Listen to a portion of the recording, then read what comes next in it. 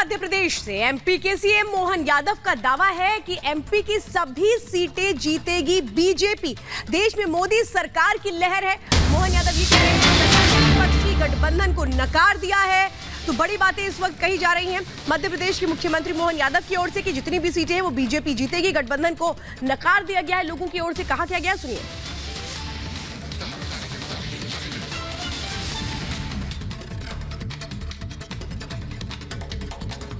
Sir, पहले आप चुनाव लड़ते थे, अब आपको चुनाव लड़वाने की जिम्मेदारी है और सबसे बड़ी जिम्मेदारी है मध्य प्रदेश की 29 में से 29 सीटें जिताना।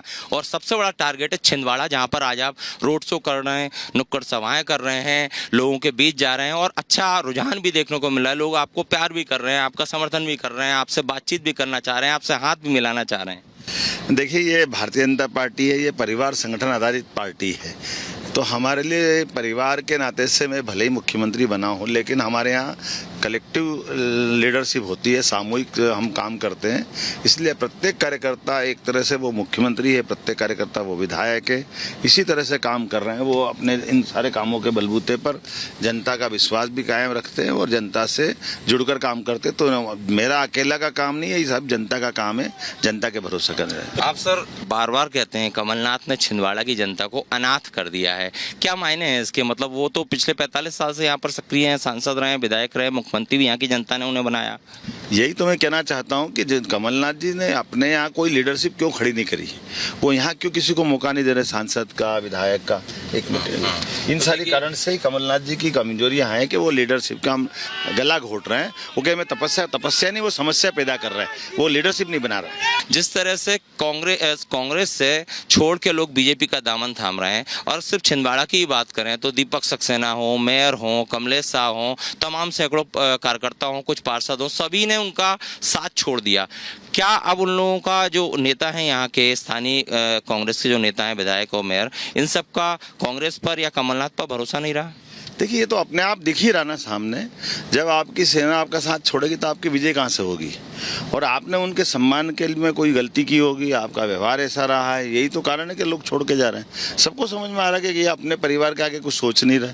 और केवल मैं 45 साल से यहाँ हूँ, तो आप कैसे रूप में हो भैया? आप ये तो देखो ना, आप लगातार मंत्री, सांसद सब रहे। अभी आप जहाँ दमुआ से हम होकर के आए, 35 खदानें अगर बंद हुई तो ये लीडरशिप तो आप ही की है ना। 45 साल बाद भी तो अब आपके मैं तपस्या कर रहा हूँ, तो कौन सी तपस्या कर रहा हूँ? अगर खदानें बंद हो रही तो किसके माथे है? ये आप ही की तो गलती है। लोग को क्वार्टर खाली हो रहा है, लोग परेशान है, तो किसकी गलती है? क्षेत्र के अंदर कोई 4000 का कोई बड़ा कारखाना नहीं खोला आज तक एक भी। तो केवल अपने परिवार का विकास कर लेने से, आपको बड़े बड़े पद आने से जनता सब जानती है। इसलिए जनता इस पूरे मामले को अलग ढंग से देखना चाहती है, इसलिए जनता बदलाव चाह रही है और भाजपा के साथ जाना चाह रही है। अगला सवाल भी हमारा कुछ यही होगा कि इस बार अब की बार 400 पार। सर, अब की बार 400 पार का ये जो नारा लग रहा है, 400 पार, और अब की बार छिंदवाड़ा पार, अब की बार 29 पार।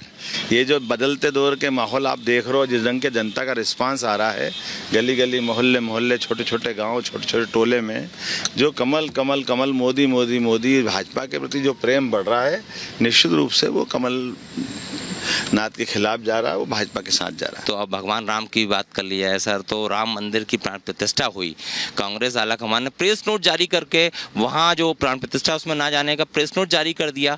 इससे देश की और मध्य प्रदेश की जनता कितनी आहत है? और जो कांग्रेसी आपके साथ आ रहे हैं, आपके नेतृत्व में भाजपा ज्वाइन कर रहे हैं, वो भी यही लॉजिक दे रहे हैं कि राम मंदिर का, भगवान राम का अपमान किया, सनातन का अपमान किया। देखिए, ये तो बिल्कुल समझने वाली बात है। कांग्रेस कहती है हम आम जनता की पार्टी, और आम जनता की भावनाओं का अगर वो कुठाराघात करेंगे तो जनता कैसे माफ करेगी उनको? वो भूल गए जिस दिन उनने, वो केवल अपने चश्मे में हिंदू मुस्लिम देख करके, केवल मुस्लिमों को भी जान करते लड़ा करके, वो जैसे आपको ध्यान होगा कि आज़ादी के टाइम जब अंग्रेज जा रहे थे तो कांग्रेस ने क्यों घुटने टेके, भारत पाकिस्तान का बंटवारा क्यों किया?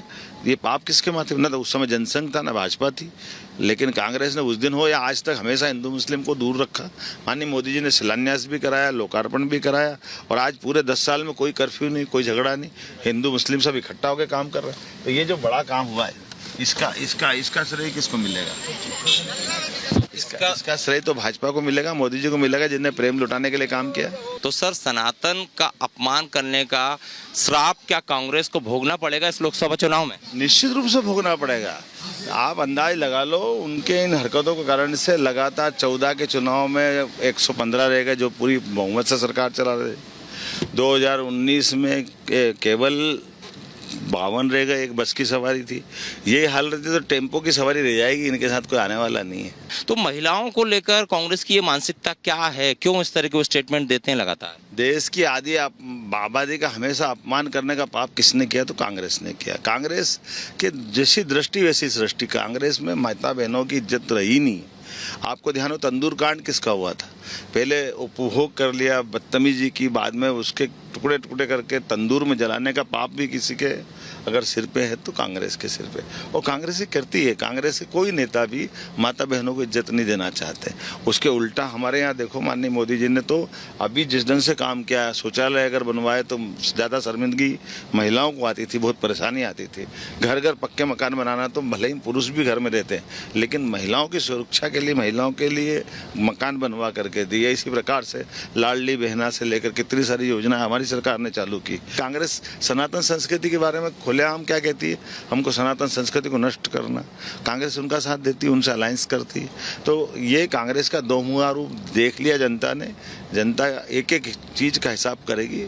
और सबसे बढ़िया देखिए, सोनिया गांधी, प्रियंका गांधी कांग्रेस की टॉप लीडरशिप में महिलाएं हैं, और इसके बाद भी ऐसे नेताओं पे कोई एक्शन नहीं लेती है पार्टी। नहीं, वो उनका भाव ही नहीं है ऐसा ना। वो तो इन सारी बातों को मजाक समझते, जनता को मूर्ख समझते। आदिवासी, महिला, किसान, युवा, जो माननीय मोदी जी ने जो 4 श्रेणियां ली, सभी के मामले में कांग्रेस ने छलावा किया और कांग्रेस इसी की कीमत चुकाएगी। अच्छा सर, बात की जाए राहुल गांधी की, आज भी आपने एक स्टेटमेंट दिया कि वो गलती से राजनीति में आ गए और महुआ बीन रहे हैं। इससे क्या अनुमान लगाएं? राहुल गांधी को आप कह रहे हैं कि वो राजनीति के लायक नहीं है। हाँ, मैं क्या कह रहा हूँ, वो खुद बता देना, उनके नेता बता दे कि लगातार 2014 में वो लीडर बनने गए तो क्या हाल हुए। 2019 में जनता ने उनको नकारा है, वो खुद चुनाव हारे हैं। तो जो व्यक्ति जिसको आप नेता मान रहे हो, वो लगातार पराजय करता है। तो ये तो कांग्रेस को आत्म अवलोकन करने की जरूरत है कि वो लीडर जिसमें दम ही नहीं, उसको क्यों सिर पे बिठाना। और अगर वो बिठाते तो मेरे मुंह, मैं क्या कहूँ, उनके मुंह में घी शक्कर। अगर उनको ऐसा फेल आदमी चाहिए तो बार बिठाते रहे। भाजपा को क्या लगता है? भाजपा उनके सामने धीरे धीरे न केवल 2 बार पूर्ण बहुमत की सरकार बनाती है, बल्कि विश्व की सबसे बड़ी पार्टी अगर बन के निकलती है तो जनता की आशा अपेक्षा के साथ योग्य नेतृत्व को लेकर चलती है। उसी का परिणाम है। गरीब आदमी एक परिवार से निकल करके देश का प्रधानमंत्री बन सकता है। मेरे जैसा मजदूर किसान परिवार से निकला व्यक्ति मुख्यमंत्री बनता, तो जनता ये सब देखती जानती है। अच्छा।